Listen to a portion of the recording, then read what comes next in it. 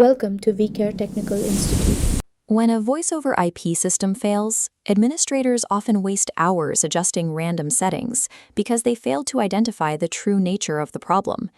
The core challenge in PBX troubleshooting is distinguishing between an application-level signaling error and an underlying physical network fault.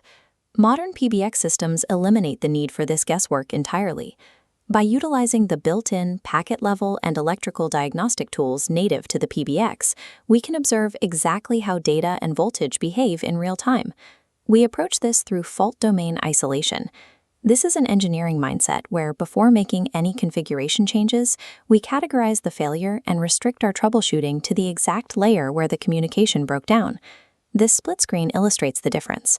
On the left, we see a successful call handshake, with SIP signaling clearing the path for media. On the right, a signaling packet is actively blocked by a firewall, causing the process to fail immediately. Visualizing where the protocol stops tells us exactly where to look. To master this process, we will deconstruct 5 specific failure domains. First, registration errors, one-way audio routing, analog call drops, network address translation, and raw network analysis. Systematic data capture replaces trial and error. Relying on strict packet captures and voltage logs is the only professional method for achieving and maintaining high-availability PBX deployments. We begin with the first point of failure in any deployment, diagnosing registration issues. When setting up a SIP endpoint, administrators often confuse the extension's labels. An endpoint requires 3 distinct parameters: the extension number used for internal routing, the caller ID presented to outside lines, and the registration name, or auth user, used strictly for authentication. If a local IP phone fails to register to the PBX on the same network, the absolute primary cause is a mismatch in the auth user or password credentials. The PBX is actively rejecting the connection because the security parameters do not align. Remote registration failures, however, follow a different logic. When an external phone cannot register, the issue is rarely credential-based.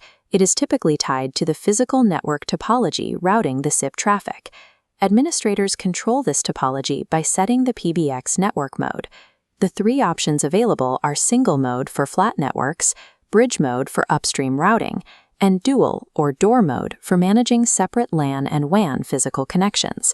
Selecting single mode when the environment requires dual mode will isolate the SIP traffic from the upstream local area network. The packets have no physical path to reach the remote endpoint, causing total remote registration failure. Once the physical routing is correct, stability relies on registration expiration intervals. These intervals define how often the PBX checks in with a service provider to maintain an active trunk. This configuration menu shows the trunk settings. By configuring the max retry and registration expiration fields, you dictate how the PBX behaves during a network interruption. Proper retry limits prevent permanently abandoning a trunk after a temporary internet drop. Ultimately, registration is purely a signaling handshake.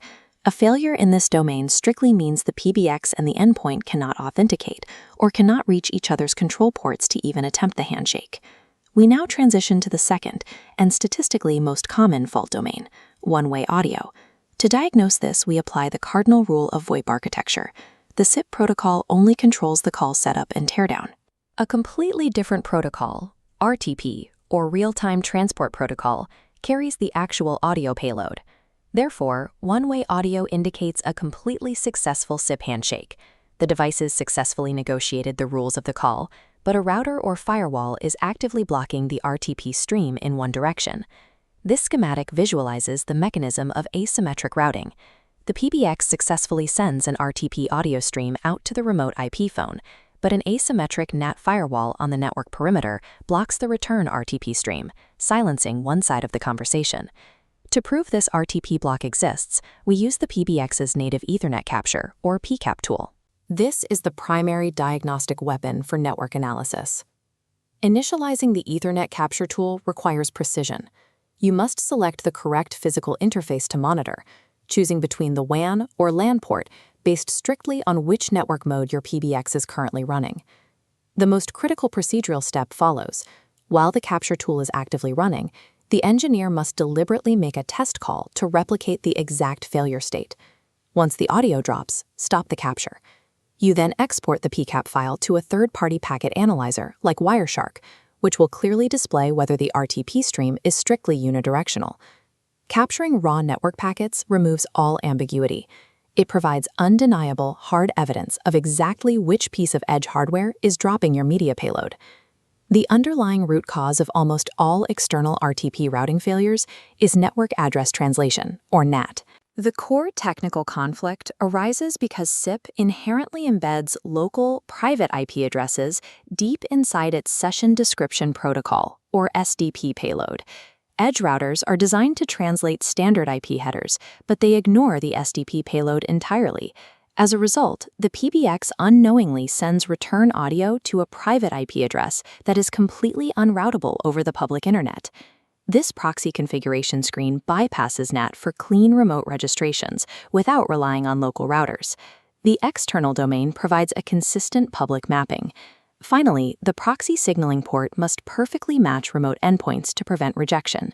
These proxy settings facilitate seamless NAT traversal, totally bypassing the need to configure intrusive, insecure port forwarding rules on the client's edge routers. Properly configured NAT settings act as a set of instructions. They tell the PBX how to rewrite its own signaling to survive public internet routing and keep the media streams connected. Shifting away from digital IP routing, we apply a different diagnostic logic to legacy PSTN and analog FXO trunks.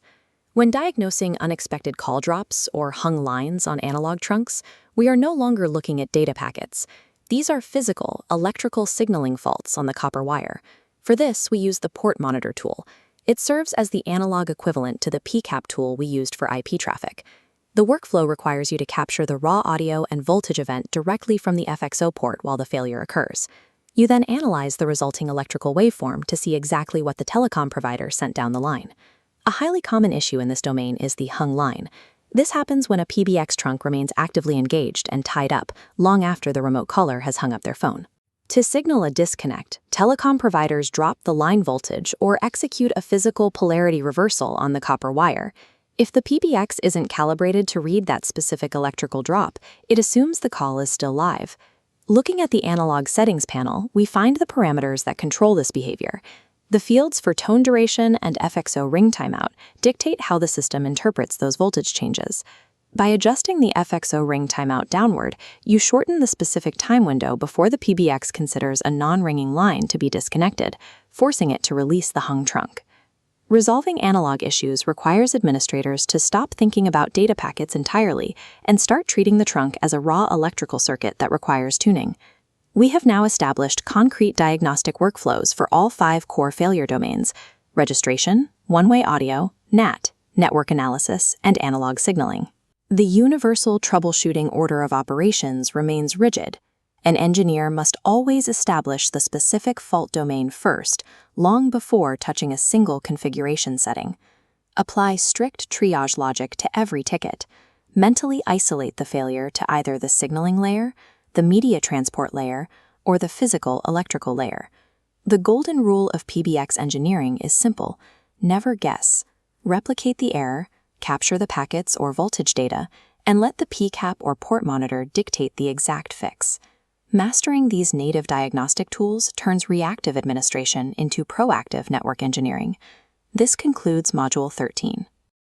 Keep learning with Vcare Institute.